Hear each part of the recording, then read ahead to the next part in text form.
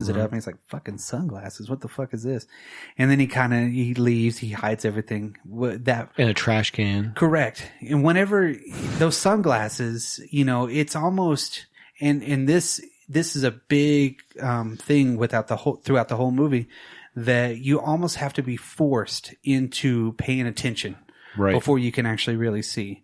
I mean, even to the point where you're fighting to the death almost. I mean, people in normal society have to be forced before they actually pay attention. Yeah, exactly. You have to be like punched around, everything taken from you for 10 minutes. I think it was Walt Disney who said a kick in the teeth could be the best thing for you. Yes. And it literally, the whole thing is all about that. Whenever he puts on those glasses for the first time and he starts looking at the cement and he's like, what the fuck? Yeah. So everything's in black and white. Black and white. See, it seemed almost like there was an extra long grate, right? Yeah. But at the same time, I think it was mostly the black and white, because he takes it off and then it's like the grate's not there. Well, no. No, all the grates are there because it's a type of They're sidewalk. just in color, yeah. But like when it pans from that to like there, it Oh, I shows see it what a you're different pattern. Yeah, it looks a little bit different. And I yeah. was like, wait, is that part of it? Like, I don't know, but I'm guessing not. No. Well, whenever he starts looking at all the signs too, That's where you really obviously notice. He sees one sign that says "marry and reproduce." Yeah. He looks at the which made sense because it was like the Caribbean, right? Yeah. Yeah. Caribbean with the You girl go there on the for beach. Sex and honeymoons. alcohol. Mm-hmm. Yeah. Well, yeah, marry and reproduce. Yeah. He looks at the one sign and it's like, it has the closeout sign, but it says consume on it. So he's seeing these black and white. It's almost like the black and white label food that they used to sell. Well, and we'll get to that too, because when he goes into that grocery store later. Yeah, because he's right there and he sees a whole list of magazines on the side. And and point out like all those magazine covers too, because they're great. Yeah. Like no thought given. This has no creativity. Like there were so many different ones that were really good funny. stuff in there. Yeah, completely like black and white, plain as day. But yet, whenever he takes the glass, because he always does that, he's like, "Wait a minute, right? What the fuck is that?" But then they're just normal magazines. Yeah, and then like they Better do Homes that. and Gardens and shit. Yeah, and exactly. Entertainment magazines. Yeah, whatnot. they do that wide shot where they show the big part of the city and everything's black and white with all the signs on it. Consume. This is your God. Things like that. Obey. Everything like that. And then he sees the alien for the first time. He doesn't say a word that whole time. Oh, with the guy? He literally does not say a word. I think that was perfect. From from the night before. Yeah. Up until that point in the grocery store. And the acting up to this point is not bad. All the way up to this point, it's okay. I'm happy with it. Yeah. His first words are the things that really get me. After he sees the dude outside and the guy's staring at him and, you got a problem, buddy? Yeah. And the dude's like, "Are you going to buy something? You need to put that down." And he puts it down. You think he's going to say something, but then he goes into the grocery store. Right. He gets in there and he's watching the TV because everything's in that white label shit. And he sees hey, don't worry about the promotion, man. It'll come. Just wait. The dude's like, "I don't know. And it's all yuppies, right? In this downtown fucking fresh market or something. This is one of the most expensive pieces of the budget too. Yeah, because they had to take everything off the shelves and think put of all the stuff. things that were on there. You know what I mean? The whole place. Yeah. That was what took most of it, and it took most of the time too. Yeah. Well, when he sees the TV and he sees that they're aliens, I overanalyzed this way too much, so nobody take this to serious. But it's a TV video recording, so if it's recording it with their masks on, it would not change if he had glasses on. Because it's already just printed like images that are being sent through. Not printed, but already images on LEDs. Yeah. Or so it wouldn't change if you're watching a television. Depends on how they're masking their faces. Oh. Yeah, or it's a program underneath the program too. Because I think that's when the dude's talking and he's behind or he's in front of the obey sign. I think that's inside of what's being broadcast, except for the news people. Or no, they actually are being filmed as them. They're just all the humans are brainwashed to see them as humans. Yeah, that's the whole time. That's how it works because they're being hypnotized the whole time. Right. When his first words out of his mouth are legit figures. figures it'd be something like this. Yep. And it's just like, God damn, that sums up everything. Because it's like 15 minutes, he doesn't say a word. Right. And then that's the first thing he figures it'd be something like this. And then a lady bumps in, excuse me. He's all, lady, you look like your head fell in the cheese dip in 1957.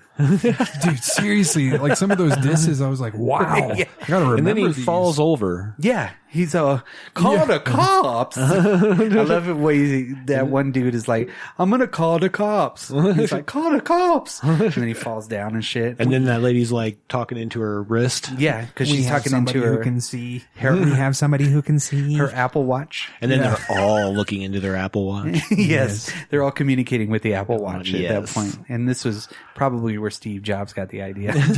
I'm He's sure. like, holy shit, we could put it on a wrist. You know what? We could do it. Yeah. Or he got 'Cause- that from Dick Tracy. I don't know. Yeah, because Shepard Fairey 100% got all of his Obey stuff from this movie. This was a huge influence. Sure. So that's something that we've been seeing since Shepard Fairey got on and was doing his street art, because he did it with the Andre the Giant shit. Yep. So it was all about Obey. And which is kind of weird. And I didn't have this thought, but it was in something I was listening to. And this movie is all like anti-capitalism. Mm-hmm. And he made a capitalist brand out of it. Yeah. But whatever. Hey. It's crazy. Yeah. Yeah. It was mainly for street art. And then he was like, now I'm going to make t-shirts. Now I got money. Wait, capitalism makes me money? Yeah. Yeah. That dude got arrested like multiple times. Right. That movie that he did, Obey Giant. It's on Hulu. It's a pretty good movie. Okay. Pretty cool. So yeah, that's, this is wwhere Piper really comes out. Yes, the it real does. Roddy Piper comes out, because the cops accost him in the alley, and he's, then he starts his wrestling shit. And you knew, and you could feel it happening before it happens. Like the cop pushes him off to the side, which is the weirdest way for a cop to interact with a person. Yes. And then, not anymore. And then all of a sudden, I don't know, it's just the way it's filmed, and all of a sudden you're like, clothesline. And I'm like, okay, here it comes. Yep. And I mean, he Kicking flew ash. for a clothesline. You know how hard he would actually have to hit him to like... Yeah, that was that Jeff Amata dude, I think. Yeah. That guy was a big time stuntman, so they made it look... They added a lot of over the credence with top. those fights. Yeah. And then he shoots both of the cops, which is... Die like we do. Yeah, he's so you son of a bitches die like we do. And then he shoots the other dude and grabs a shotgun. They go into the bank, and that's the line that everybody knows from this. So iconic. Yes, I'm here to chew bubblegum and kick ass, and I'm all out of bubblegum. Which came from a notebook of his. Bubblegum. Yeah, which came from his notebook. It wasn't something Carpenter wrote. Mm-mm. He said, I just want you to say something really cool right here. And he had a notebook that he kept for his WWF. Piper's Pit. Well, I think it was Piper's Pit, and like getting pumped up, like, when they commentate before the fight. Yeah. And that's the one Carpenter chose out of the book.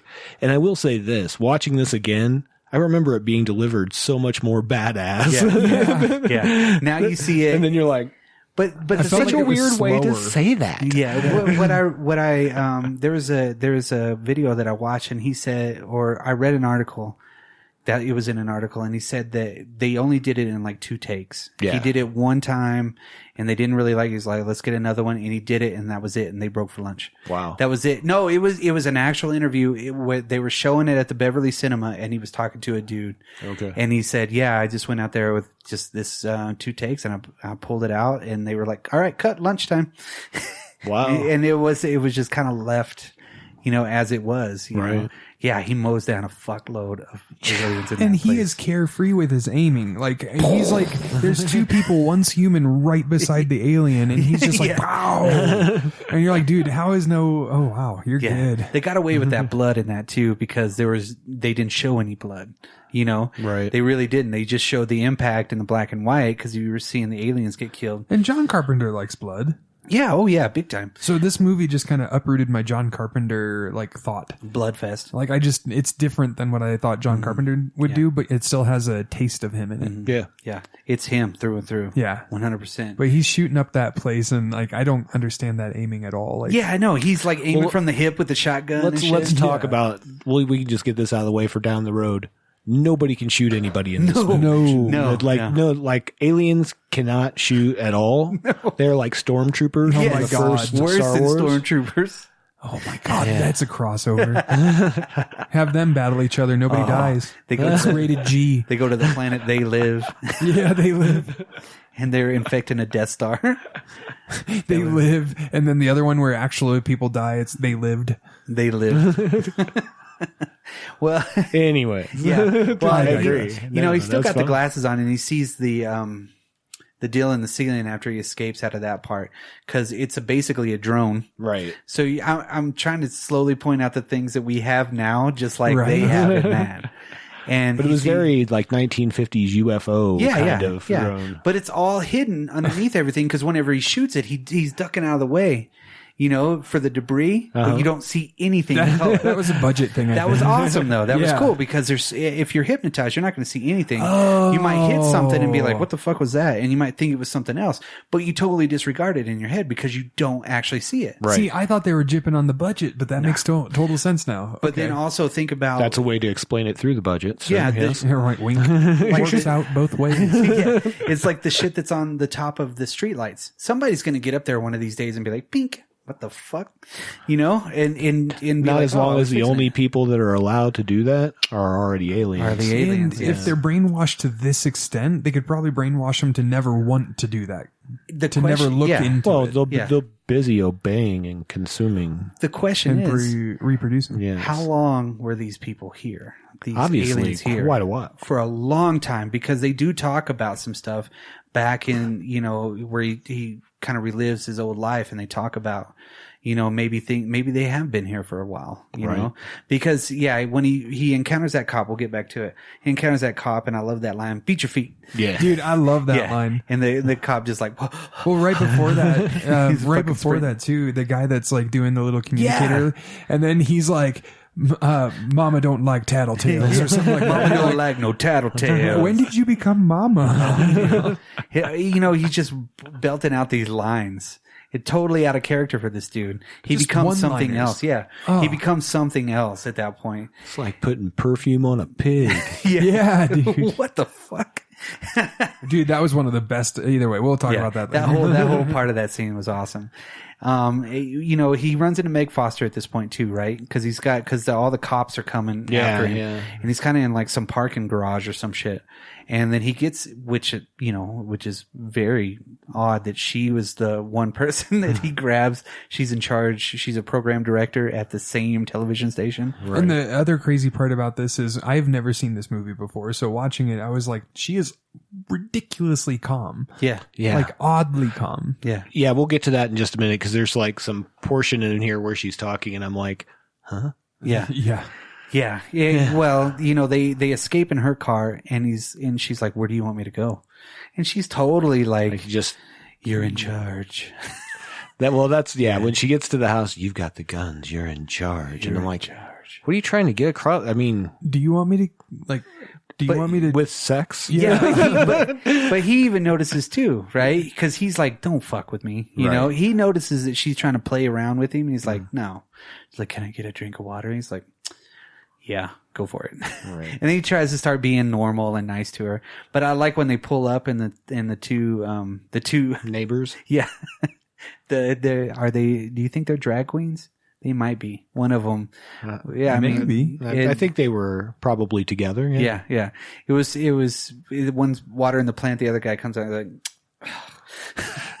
they kind of give that look and you're like, "Whoa, goddamn, why are they so judgmental to where who's she bringing into home?" You know what I mean? That's fucked up. It was just, I noticed that last time. Just because you're wearing your Hawaiian shirt Yeah, I know. open with your hairy chest. Come on, man. Yeah. Does the guy need to take off his shirt too? Yeah. And they get into her house and that's when he notices that she's kind of fucking with him because he's Right. like, "It's like a drug."